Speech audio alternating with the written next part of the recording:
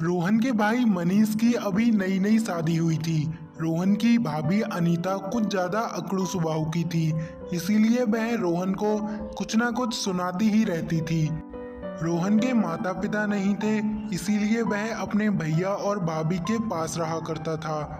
रोहन सीधे स्वभाव का था। रोहन अपनी भाभी के अकड़ू स्वभाव की वजह से कई बार बहुत ज़्यादा दुखी हो जाता था। मैं तो इस घर की नौकर हूँ। जब मैंने सारे कपड़े मशीन में धो दिए तब देवर जी को याद आया कि उनका पजामा भी धुलना है। भाभी जी, कल मैंने आपको बोला था कि जब आप कपड़े धुलने लगोगे तो मुझे बता देना, मैं आपको अपना पजामा भी दे देता, लेकिन आपने मुझे बताया ही नहीं। रोहन, जल्दी से मेरे घर पर चलो। मेरे पिताजी की तबीयत बहुत ज़्यादा खराब है, वो कुछ भी नहीं बोल रहे हैं। रोहन अपनी दोस्त मीरा के साथ उसके घर पर चला जाता है क्योंकि उसके पिताजी की मृत्यु हो जाती है। वह अपने पिताजी को काफ़ी देर तक जगाती है, लेकिन वह नहीं उठता है। लेकिन मरने से पहले मीरा के पिताजी मीरा का हाथ रोहन के हाथों में दे गए थे। मीरा की शादी अब रोहन से हो गई थी। रोहन और मीरा अपनी भाभी जी के साथ ही रहते थे। आप देख रहे हो कि रोहन ने शादी की तो किससे की? एक गरीब लड़की से। वह घर में कुछ भी दहेज लेकर नहीं आई। एक तो रोहन का पेट पालो, अब उसका भी पालो। अरे भाग्यवान, तुम ऐसा क्यों बोल रही हो? रोहन अपने लिए नई नौकरी ढूंढ रहा है। खाओ खाओ, हमारे घर की नई बहू जो हो। मैंने तुम्हारे लिए आलू पूड़ी बनाई है। वैसे तो तुमने आलू पूड़ी देखी नहीं होगी। भाभी जी, जब से मेरी और रोहन की शादी हुई है तब से तुम मेरे लिए रोज ताने सुनाती रहती हो। अब आज के बाद मैं यहाँ नहीं रहूँगी। मैं भी तो यही चाहती हूँ कि तुम दोनों मेरा घर छोड़ दो। जब से तुम दोनों का पेट पालना शुरू किया है, बच्चों के लिए मैंने दूध और ब्रेड लेना भी बंद कर दिया है। लेकिन तुम लोग हो। रोहन, अब बिल्कुल भी चिंता मत करो। अब तुम मेरे घर पर आ गए हो। अब हमें काम करने की थोड़ी बहुत तो ज़रूरत है।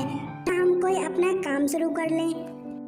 मैंने सुना है कि तुम्हारे पिताजी जो थे वह पूड़ी और मटर पनीर का ठेला लगाते थे, तो क्यों ना मैं ससुर जी का ही ठेला लगाने लग जाऊं।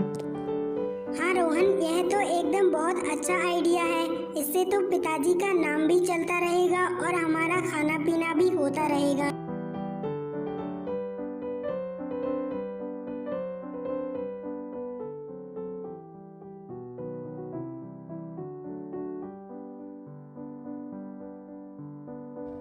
भाई, पहले यहाँ पर एक बूढ़ा आदमी ठेला लगाया करता था। उसका मटर पनीर और पूड़ी काफ़ी ज़्यादा स्वादिष्ट थे। जरा आप भी मेरे लिए एक मटर पनीर और स्वादिष्ट पूड़ी की एक प्लेट लगा दो। हाँ भाई, वह बूढ़ा आदमी मेरा ससुर था। उनकी जगह पर अब मैं ठेला लगाने लगा हूँ क्योंकि 1 महीने पहले उनकी मृत्यु हो गई। रोहन ने अपने ग्राहक के लिए मटर पनीर और पूड़ी की एक प्लेट लगाकर दे दी। वह बहुत ज़्यादा तारीफ कर रहा था। धीरे धीरे करके उसके पास पुराने ग्राहक भी आने लगे थे। इधर रोहन की भाभी सोच रही थी, इस रोहन का ठेला तो कुछ ज़्यादा ही अच्छा चल रहा है। इसकी तारीफ तो गांव-गांव में हो रही है। इसका ठेला बंद तो करवाना ही पड़ेगा। इतने में रोहन की पत्नी वहां पर पहुंच जाती है और भाभी से कहने लगती है, भाभी जी, इस थैले में थोड़ी सी मिठाइयाँ हैं। मैं और रोहन वृंदावन गए थे तो सोचा आपके घर पर भी प्रसाद पहुंचा दूं। मीरा, तुमने बहुत ज़्यादा अच्छा किया। मुझे मिठाइयाँ तो बहुत ज़्यादा पसंद हैं। चलो ये बताओ कि तुम्हारा और रोहन का काम कैसा चल रहा है? भाभी जी, आपकी कृपा है। रोहन का काम तो एकदम अच्छा चल रहा है। उसके ठेले पर काफ़ी ग्राहक आते हैं। कभी आप भी आओ। इतना कहने के बाद मीरा वहां से चली जाती है। अगले दिन उसकी भाभी वहां पहुंचती है और कहने लगती है, अरे वाह रोहन, तुमने तो बहुत अच्छा काम किया। तुम्हारे मटर पनीर की और पूड़ियों की तो शहर में वाकई में बहुत अच्छी खुशबू भी आ रही है। क्या रोहन, तुम बिल्कुल भी हाइजीन का ध्यान नहीं रखते हो? इस सब्जियों में तो बाल दिख रहा है। मैं तुम्हारी पूड़ी बिल्कुल भी नहीं खाऊंगी। भाभी, मुझे अच्छी तरीके से पता है कि आपने यह जानबूझकर किया है क्योंकि सभी लोग यहाँ से चले जाएं और लोग चले भी गए हैं।